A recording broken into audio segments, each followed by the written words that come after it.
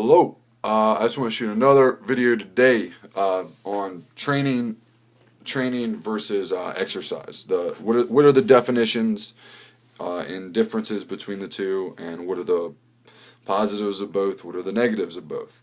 And which one's like the right one for you right now, or just forever, based on kind of what you need.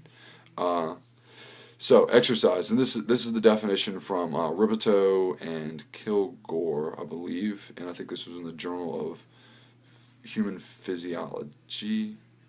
But this is something that has been in circulation. It's a pretty well accepted definition of exercise, and a very well accepted definition of training. So here it is: exercise, physical activity performed for the effect it produces today. So I you come in, get 30 minutes on the treadmill. That produces the effect you want today. Get a little hot, sweaty, out of breath maybe, get a little bicep pump, stretch out a little, whatever that is, maybe make you a little sore tomorrow, I don't know. So that's exercise. Training is physical activity performed for the purpose of satisfying a long-term goal. And that goal can be whatever whatever your long-term goal is. To say, I want to reach 10% body fat. I want to run an 8-minute mile. I want to bench press 225 pounds. What have you, for a long-term goal. So it's with training, it's more about the process. Each workout doesn't really matter as much, but the process of said workouts, the accumulation of said workouts, is what matters to drive the long-term progress. So training is something that must be planned. It can't just be, oh, I'm just going to come in, I might do this. No, training is, I have it down, this is what I did the last time. Today I'm doing this. Next workout, I'm doing this. Driving progress for specific adaptations to the human body. Okay, but benefits of exercise. There are benefits. I think that most people should train, but that's just my mentality. But benefits, there are benefits. You're punching the clock. You come in. Some people, it's not a huge priority to be physically fit, and that's okay. That is their prerogative. So coming in, you're punching the clock. You're getting your workout in. You're keeping yourself healthy. You're staving off the cardiologist. Keeping your heart healthy. Doing something like that. So that's exercise. You maybe allows you to do something fun and a little more interesting, because you can do things a little bit differently. You can confuse the muscles. Don't confuse them too much. It may be crazy. But so or maintain. I don't like the term maintenance, but I don't understand that. But drawbacks, though, there is no set goal with exercise. It's like, oh, I want to be healthy. Well, what is healthy? Is that a set number? Is that I want to be toned? Well, what is toned? How do we define toned? How toned is toned? Is it super toned? Is it kind of toned? Is it a little bit toned? Kind of middling toned? That's not a definite goal. So that's a drawback to exercise, and it's not as effective, obviously, because I've said this, because there isn't a goal. I guess it's not as effective, obviously, as achieving a long-term goal of, say, okay, I want to bench press 225 pounds, but if you only ever bench press 135 pounds, then how are you going to bench press 225 pounds if you never increase weight on the bar? So that's a drawback of exercise. And I will say that exercise, it works great for a lot of people. Some people need that. Some people don't care about a long-term goal. Some people just want to look okay naked, look like they work out a little bit, and that's okay. That is okay. Sometimes that's just what people want to do. I, however, like to have a set plan. If you would say that you are a planner, if you're somebody that likes to plan things a lot, I would say that you probably like to train. I'm a big planner. I plan a lot of things, not just in exercise.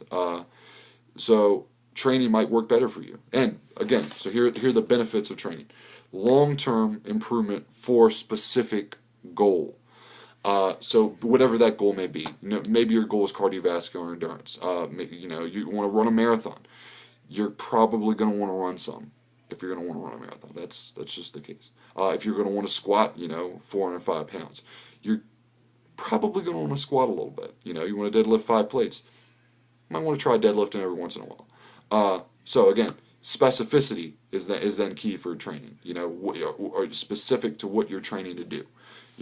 If your goal is to run an 8-minute mile, you're going to want to run a little bit.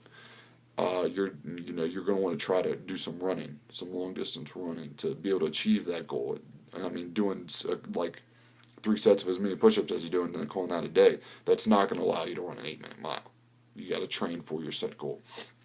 Each workout has a purpose, and I find that's the direction is what a lot of people need. A lot of people come into the gym and just kind of spin the wheels. They're like, oh, well, I'm just going to do this today. I'm going to walk over here and do this. Oh, I saw this dude doing this yesterday. That looks kind of cool. I'll do that.